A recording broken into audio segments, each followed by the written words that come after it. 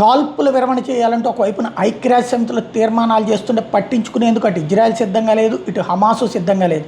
దానికి సాక్ష్యం హమాస్ ముందుగా కవ్వించింది, రెచ్చగొట్టింది. తాజాగా చూస్తే హమాస్ మళ్ళీ పెద్ద ఎత్తున రాకెట్ దాడులకు పాల్పడింది.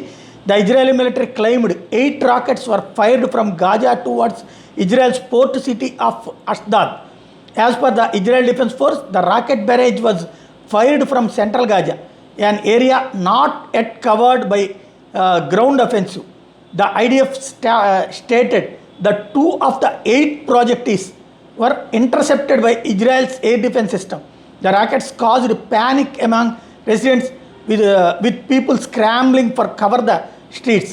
In retaliation, Israel Defense Force struck Hamas rocket launching position that is claimed was used in the barrage. ఇది ఇప్పుడు ఎక్కడి నుంచి అయితే మిస్సైల్స్ భారీ ఎత్తున చేస్తే వాటిట్లో 3 వంతుల మధ్యలోనే కంట్రోల్ చేయగలిగింది. ఆ టైంలో ప్రజలైతే పరుగులు పెట్టాల్సి వచ్చింది. ఆ తర్వాత ఎక్కడి నుంచి అయితే రాకెట్ లాంచ్ చేశారో ఆ ప్రాంతాన్ని మొత్తం దిగ్బంధించింది ప్రస్తుతం ఇజ్రాయెల్.